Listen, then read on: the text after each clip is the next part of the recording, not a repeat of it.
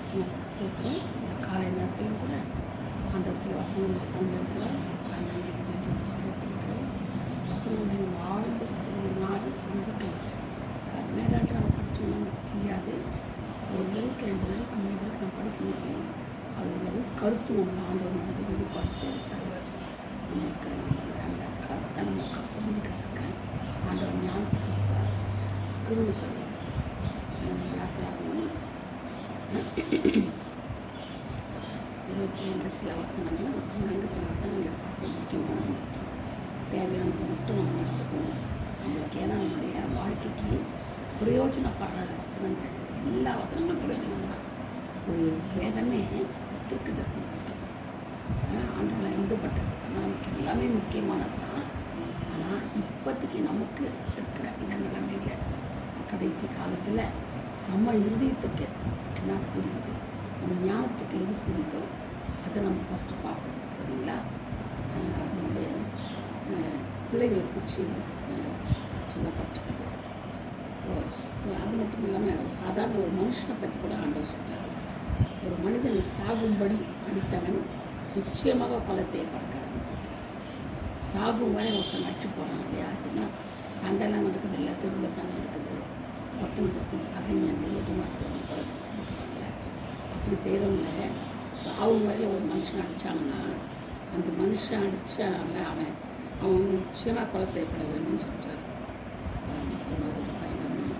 அவனை விடக்கூடாது. சிலர் தப்பிச்சு போயிடுவாங்க, அடிச்சுக்கோன்னு போட்டு போயிடுவாங்க. நான் விடக்கூடாது.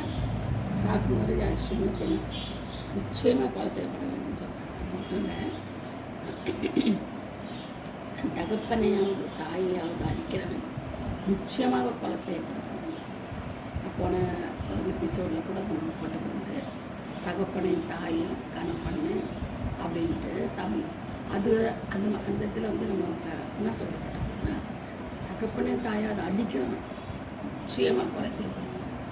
சபிக்கிறவன் தன் தாயை அடிக்கிறவனே அது கொலை செய்யப்படணும். அப்போ பாருங்கள், இப்போ தகப்பன் தாய் அடிக்க மனசு வருமா? பெற்றவங்கள கர்ப்பத்தில் சொன்ன தாய் 10 மாதம், அது மட்டும் இல்லை, பிறந்த தகப்பன் கூட்டிகிட்டு போயிட்டு எல்லாம் செய்வார். தகப்பன் தாயும் தகப்பன் ஒரு பிள்ளைக்கு இவ்வளோ அவசியம் பாருங்கள். யாரும் இல்லைனாலும் இருக்க முடியாது. பாருங்கள், 2 பேருமே நமக்கு முக்கியம். அப்படி இருக்கும்போது அவங்க தாய் தகப்பன் அடிக்கிற ஒரு மகனை நான் சொல்கிறாருன்னா என்ன பண்ணுறாரு? நிச்சயமாக கொலை செய்யணுன்றார். பார்த்தீங்களா எவ்வளோ பெரிய தண்டனை? பழைய பாட்டில் எவ்வளோ பெரிய தண்டனை ஆண்டவர் கொடுத்துருக்குறாரு. தேவன் எவ்வளோ நல்லவராக இருக்கிறார். தாய் தகப்பனை கனம் பண்ண சொல்லிட்டு கனம் பண்ணணும் சொல்லிட்டு எல்லாமே அடிக்கிறவனை என்ன செய்யணுமா? கொலை செய்யணுமா? அது மட்டும் இல்லை, தன் தகப்பனை அதே வசனம் பாருங்க, நான் சொன்ன வசனம் வந்து 21:15 சொல்லப்பட்டிருக்குது. அதிலே பாருங்க 17 கேளுங்க.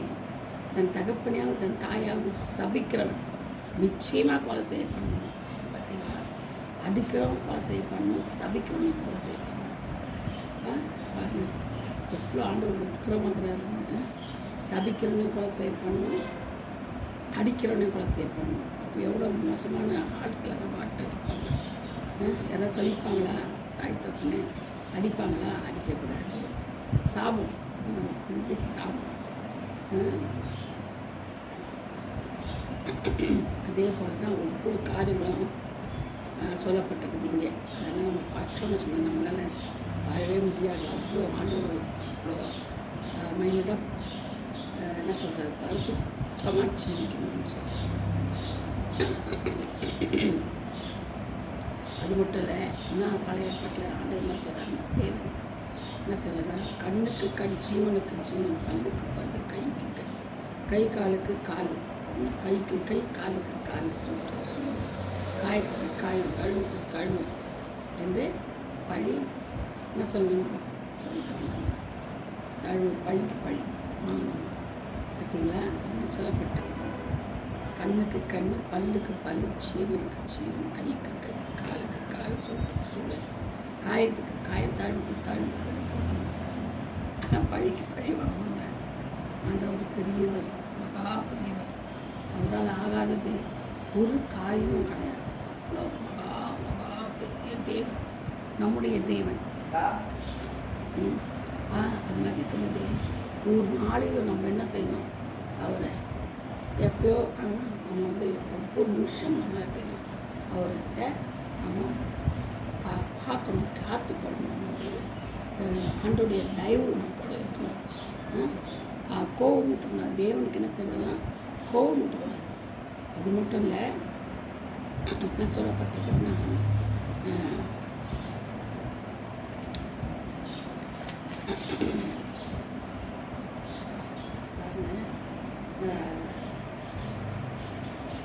எதை பற்றி சொல்லப்பட்ட சூனியக்காரி உயிரோட வைக்க வேண்டாம்னு சொல்லப்பட்டிருக்காங்க. யாத்திராமத்தில் பார்த்தோம்னா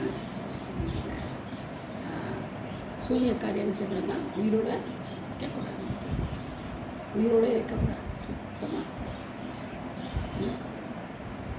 22 சொல்லப்பட்டிருக்காங்க. கர்த்தர் ஒருவருக்கே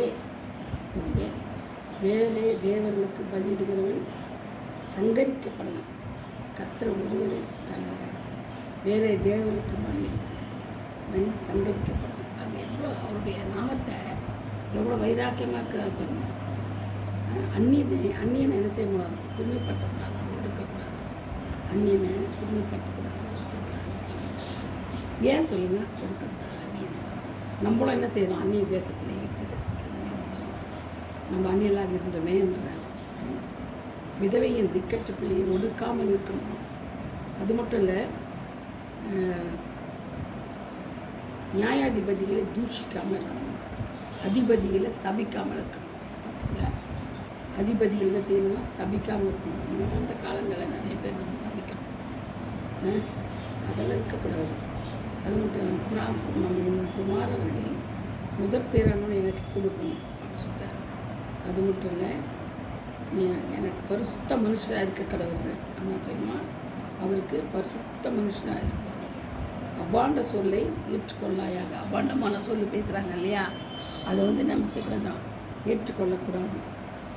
தீமை செய்ய திரளான பேர்களை பின்பற்றி பற்றாதிருப்பாயாக. பின்பற்றவே கூடாது. தீமையான செய்ய திரளான பேர்களை பின்பற்றக்கூடாது.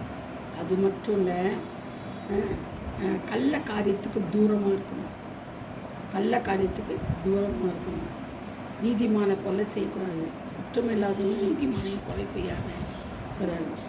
நான் துன்மார்க்கர்களை நீதிமான்கள் தீர்க்க மாட்டேன். பரிதானம் வாங்காது. பரிதானம் லஞ்சங்க. இந்த காலத்தில் லஞ்சம் வாங்காத எவங்க இருக்கிறான்? லஞ்சம் வாங்காத ஒரு ஆள் இருக்கிறத பெரிய கஷ்டங்க. எதெல்லாம் பார் லஞ்சம், அரிசியில் லஞ்சம், அதில் லஞ்சம், அக்கா எந்த தொழில் பண்ணால் லஞ்சம் தான். ஏதாவது கொடுப்பீங்களா? ஏதாவது கிடைக்குமா? ஏதாவது கிடைச்சா சொல்லுங்கள், நான் செஞ்சு தரேன்.